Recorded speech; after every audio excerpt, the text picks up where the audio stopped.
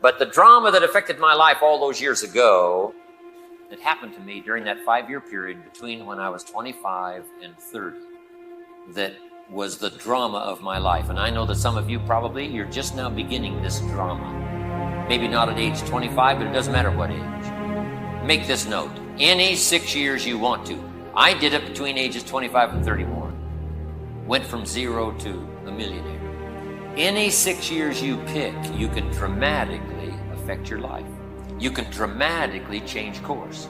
You can dramatically alter the outcome of your daily input. Any 6 years you want to pick. Because once in a while someone says, well, Mr. Rohn, I've heard your story between ages 25 and 31. All this drama happened for you, but I'm 40. And I says, then you do it between 40 and 46. So make the note. Any 6 years you pick, any 5 years you pick, 6 years you pick. Here's what any 6 years you pick can be. Drastically different than the last 6. Being able to design your own future, being able to make it as big as you want to, take your time if you want to, slow as you want to, fast as you want to, build it as big as you want to, as wide as you want to, as high as you want to, go as far as you want to, cash in as much as you want to. This is called the American dream coming true. Yes, there's the American dream of the young lad that started in the mailroom and now he's the chief executive of the corporation. But how many stories like there are there? There's not millions. So here was one of the first lessons I learned. Profits are better than wages. It's noble to earn wages and make a living, but it's exciting to earn profits and make a fortune. Because you can earn a profit long before you can earn a wage. Legitimate. Almost everybody wishes for that. If I could have a business, right? If I could be my own boss, if I could come and go as I pleased, if I could, grow as fast as I wanted to grow, a lot faster than I can do on an ordinary orthodox job. So it's easy to teach these little principles. Profits are better than wages. Wages make you a living, profits make you a fortune. This is what I taught in Russia. Active capital means buy, sell, or sell, buy. It depends on your circumstances. If you have to sell, buy, you sell, buy. If you can do it, then you buy, sell. Or whatever way to, earn a profit.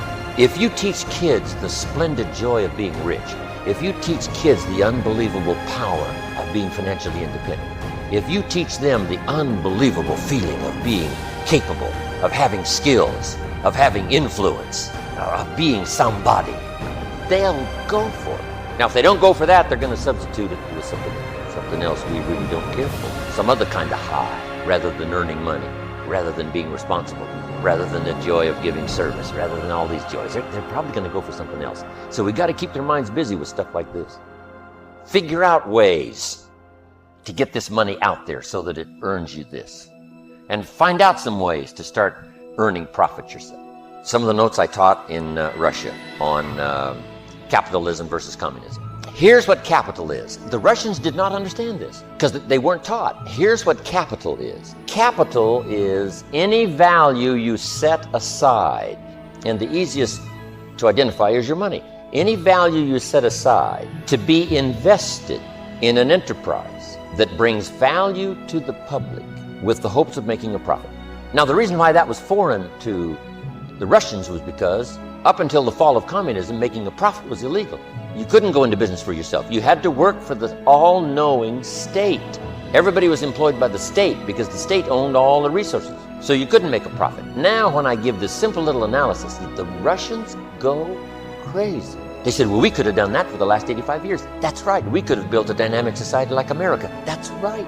But now you got to start setting aside some value to be invested in an enterprise that you're responsible for bringing value to the marketplace with the hope of making a profit. That's called capitalism. Now, here's what else I told them. Here's what you can set aside that's more important than money. Now, this money that you set aside is like seed corn for the farmer. What would you do with seed corn? Number one, protect it with a vengeance. Here's what you wouldn't do with it. Spend it. Here's what you wouldn't do with it. Give it away. You can't do that with your capital. You cannot be benevolent with your capital. With your profits, yes. With your capital, no. This is seed corn. Here's what you wouldn't do with your seed corn. Eat it. Because now you've got no crop come harvest. So you wouldn't spend it and you wouldn't lose it. And you wouldn't give it away and you wouldn't eat it. It's to be set aside and protected because it's the investment for the future. To be kept for the time when you invest it in an enterprise that brings value to the marketplace with the hopes of making a profit. And this enterprise bringing value to the marketplace with the hope of making a profit is just as simple as a child that buys a bottle of soap for $2 and sells it for $3. He brings value to the marketplace by taking this $2 of capital and going next door to Mrs. Jones and selling her a bottle of soap for $3. Now he's got $3, but 2 is capital still set aside to invest in the next bottle. That is capitalism. But here's what's exciting. It's not all there is to capitalism. Time is more valuable than capital. Time you set aside, not to be eaten, not to be wasted, not to be given away. Time you set aside to be invested in an enterprise that brings value to the marketplace with the hope of making a profit. Now we have capital money and we have capital time. How valuable is time? Time properly invested is worth a fortune. Time wasted is worth devastation. But it's worth a fortune if you invest it properly. Everybody's got the money.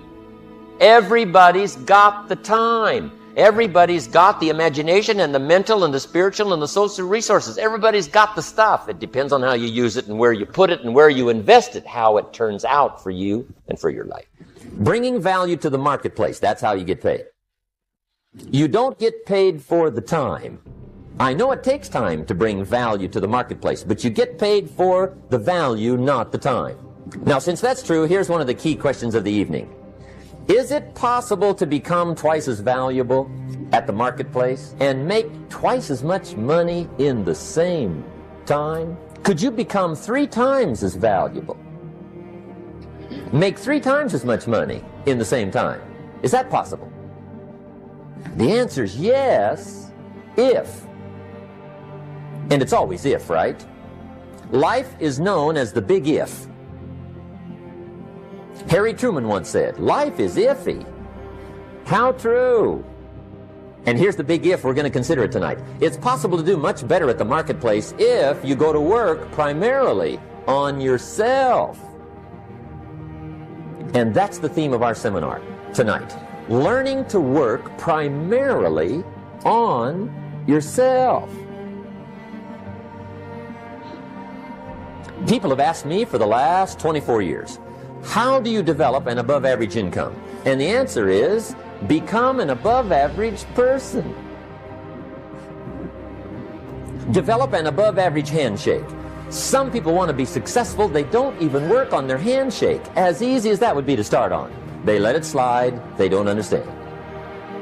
Develop an above-average smile. Develop an above-average excitement. Develop an above-average interest in other people. Develop an above-average intensity to win. See, that'll change everything.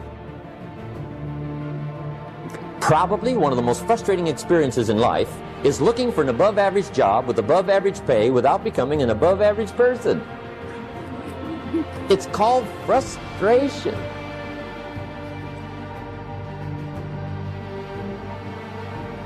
And Mr. Schoaf gave me probably the greatest clue he gave me when I first met him.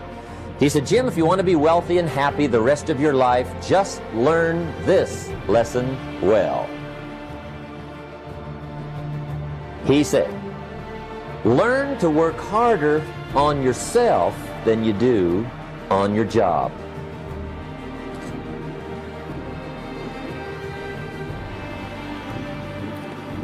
Then Mr. Schoaf gave me probably one of the most important clues among so many things he taught me, but this was in those early days. Mr. Schoaf was very kind, but he was also very abrupt. And he had these interesting questions to ask. I'm giving him a little rundown one day on how things hadn't worked out for me. He said, Mr. Owen, I've got the answer for you if you will listen carefully. And listen carefully I did that day and for the next 5 years.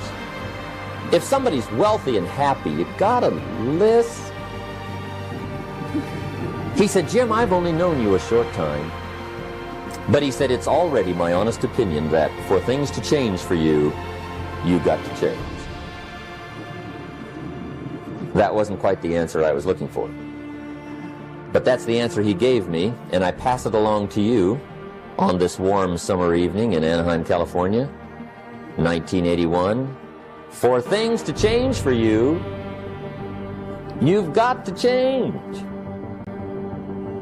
Otherwise, it isn't going to change. Before I met Mr. Schoaf, I used to say, I sure hope things will change. Right? That seemed to be my only hope. If it isn't going to change, I'm in serious trouble. And then I discovered it isn't going to change. So I'm in serious trouble. You've got to change. Otherwise, it isn't going to change.